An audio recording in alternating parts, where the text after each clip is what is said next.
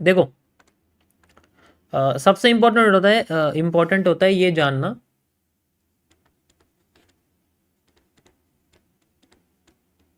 कि जो लिक्विडिटी है ना, ये जनरेट कैसे होता है। Liquidity is a Wick.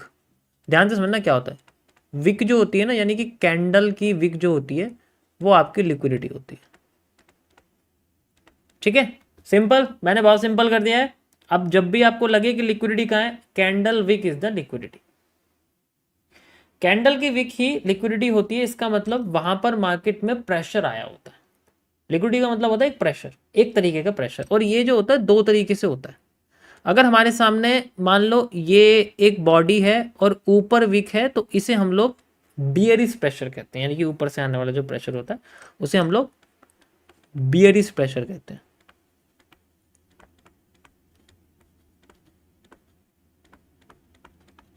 ठीक है, और अगर मार्केट में इस तरीके से विक बनी हुई है तो इसे हम लोग बुलिश प्रेशर कहते हैं।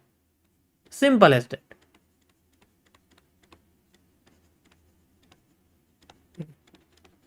अब एक प्रेशर जब टूट जाता है तो उसके दोबारा से प्रेशर आने के चांसेस डबल हो जाते हैं।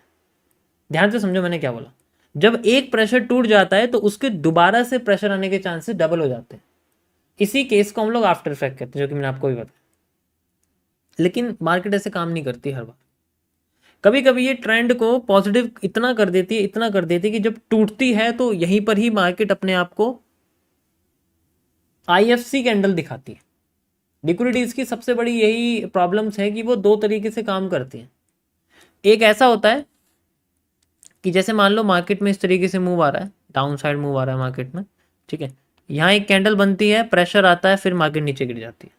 आ गई, फिर दोबारा नीचे जा रही है। ठीक है, फिर दोबारा नीचे जा रही है। यहाँ पर एक कैंडल ऐसी बनी, लेकिन मार्केट ने इसको फेल कर दिया। फेल करते ही मार्केट में एक दोबारा से इसके जैसी कैंडल बन गई। अब मार्केट यहाँ से उठना शुरू कर रही हो सकता है ये किसी ऑर्डर ब्लॉक या रेजिस्टेंस पे आ गई हो, इसलिए ऐसा कर रही हो। यहाँ आते ही मार्केट में बुलिश प्रेशर आना शुरू हुआ। बुलिश प्रेशर फेल होते ही मार्केट में दोबारा से यहाँ पर बुलिश प्रेशर आया मान लीजिए, एंड देन फिर दोबारा मार्केट ऐसे उठने शुरू कर उठना शुरू करती है, उठना शुरू करती है। जैसे ही मार्केट अपने ओरिजिनल यानी कि उस जगह पर पहुंचेगी जहां से बेरिश प्रेशर आया था, जहां से मार्केट गिरी थी, उस जगह पे मार्केट रिएक्ट करती है। अगर डायरेक्ट क्रॉस नहीं करी तो वहां पर लिक्विडिटी एब्जॉर्प्शन क्रिएट होता है। इस केस में हमें कुछ सीसीपीज मिलते हैं। जब भी मार्केट अपने किसी भी अपोजिट लिक्विडिटी को फिल करने जाती है तो वहाँ दो चीज़ें होती है। एक तो होता है लिक्विडिटी एब्जॉर्प्शन, यानी कि डायरेक्ट फिल नहीं करती, वो वहाँ वेट करती है, कोई ना कोई सीसीपी क्रिएट करती है। तो ऐसे केस में हम इसको लिक्विडिटी एब्जॉर्प्शन कहते हैं। लिक्विडिटी एब्जॉर्प्शन का मतलब होता है कोई भी पैटर्न यहाँ पर कॉन्ट्रैक्ट या एक्सपेंड करना। इस केस में कोई भी सीसीपीज बन जाते हैं। सीसीपीज आपके पीनेंट, ठीक है, पीनेंट हो गया आपका, जो है ब्लू रे हो गया, हेड एंड शोल्डर हो गया, पैरेलल चैनल हो गए, वेजिस हो गए, फ्लैग हो गए। ठीक है, ये जितने भी पैटर्न्स हैं आपके सारे लिक्विडिटी एब्जॉर्ब, यानी कि ये वेट कराते हैं मार्केट में, देन फिर आपके एफएमएफआर करते हैं या डायरेक्ट मूव करते हैं। इस तरीके से ये मौका नहीं देते इस पोर्शन पे मार्केट को रुकने का, क्योंकि अगर यहाँ से डायरेक्ट जाती तो यहीं से नीचे बिल्कुल गिर सकती थी, क्रॉस करती, आफ्टर इफेक्ट हो सकता था, नीचे आ सकती थी। तो आफ्टर इफेक्ट से बचने के लिए मार्केट क्या करती है, लिक्विडिटी एब्जॉर्प्शन शुरू करती है। जैसे हाई को तोड़े बिना मार्केट अपने आप को रिवर्स करना शुरू करती है, ताकि वो और प्रेशर लगा के मार्केट उसी हाई को इतने प्रेशर से तोड़े कि यहां पर एक बड़ी सी कैंडल बने, जिसको सिर्फ एफवीजी की तरह यूज करा जा सके। ओके, मैं आपको इसे चार्ट पे दिखाता हूं, बहुत सिंपल कॉन्सेप्ट है। मार्केट इसी तरीके से यूज करती है इन सब चीजों को। ये देखो, ये आपको लाइन दिख रही है जो मैंने लगाई हुई है, ये लाइन एक साफ सीधा एग्जांपल इसी का है। ध्यान से देखो, आपके सामने जो कैंडल बनी हुई है, मार्केट ने इसको क्रॉस नहीं किया, क्योंकि अगर इसको ये कैंडल क्रॉस कर देती ना तो ये नीचे और डबल नीचे गिर जाती, इसको भी लो क्रॉस कर देती इसका। लेकिन इसने क्या करा, इसको क्रॉस ना करके दोबारा से लिक्विडिटी एब्जॉर्प्शन शुरू करी, एंड देन फिर मार्केट को ऐसे बूस्ट करा उसी कैंडल के साथ और प्रेशर के साथ। ठीक है, ध्यान से देखो इसको, ये सेम चीज है, बहुत बार होती है। मैंने शायद पुरानी स्ट्रीम्स में करके भी दिखाया हो, मुझे याद नहीं है कौन सी स्ट्रीम में करा है। ठीक है, ओके, सितंबर अक्टूबर की अगर आप देखोगे तो शायद आपको मिल जाएगी स्ट्रीम। नहीं है तो मैं आज सारी की सारी स्ट्रीम पब्लिक करवा रहा हूँ। ठीक है, जून से लेके अब तक की सारी स्ट्रीम पब्लिक करवा रहा हूँ मैंने, इस बारे में सॉरी आपको बताया नहीं है, ठीक है। तो आप दोबारा से अपनी लर्निंग शुरू कर सकते हो। मैं सारी की सारी स्ट्रीम पब्लिक करा दूंगा, उसमें से आप सारी देख लेना A to Z जितनी भी स्ट्रीम्स हैं, ओके। या तो जो भी मैं रेफरेंस आपको बताता रहूँगा वो आप उसमें से देख लेना। नेक्स्ट चीज़ आपको एक बार और यहाँ पर दिखाता हूँ मैं, जस्ट लाइक यहाँ पर आप देखो, ये आप देख सकते हो, ये इस मार्केट का पूरा लो है, यानी कि ये आप हैंगिंग मैन देखो, इसी हैंगिंग मैन ने मारूबोजू के साथ एक बुलिश एंगल्फिंग बनाई, यहाँ से मार्केट ऊपर चलेगी, एंड देन उसके बाद ये टूटा नहीं। टूटा किससे?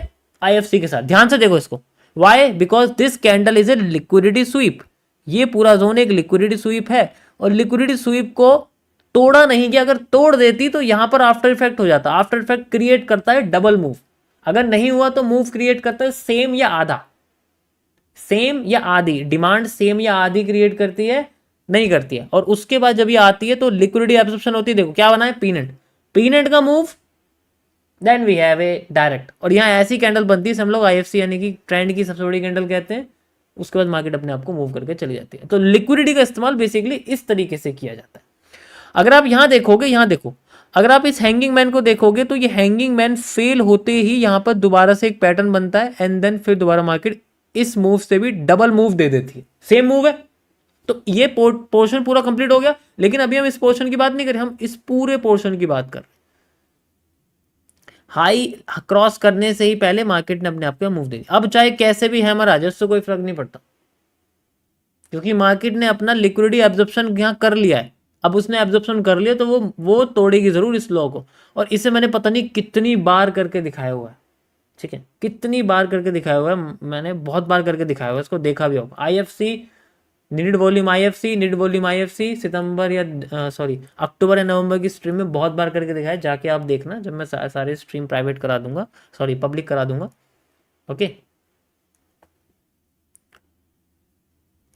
अभी मैं मैसेज डाल देता हूँ अपने ग्रुप में, टीम में, वो लोग आपके लिए कर देंगे, क्योंकि मुझे फिर याद नहीं रहेगा।